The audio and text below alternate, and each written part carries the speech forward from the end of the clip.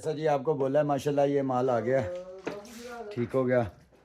ए करा जी कैमरा थे वह ये कदा काटा। जैसा कि ये देखिएगा एप्पल टैप है, 1200 रुपये किलो है ये सारा मिक्स माल। जो भी अपनी मन मर्जी का लेना लें, ठीक है, हमारी तरफ से कोई रोकथाम नहीं होगी। ये देखिएगा अब चेस है कोई, ठीक है, ये कोई वॉच है,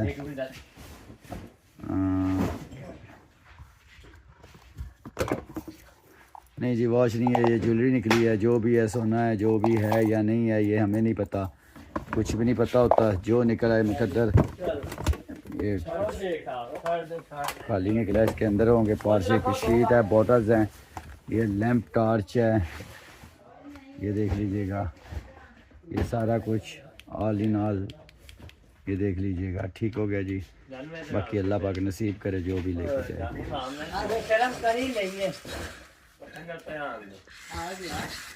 ये टार्च है कोई, ये देखे चार्जर, ठीक हो गया।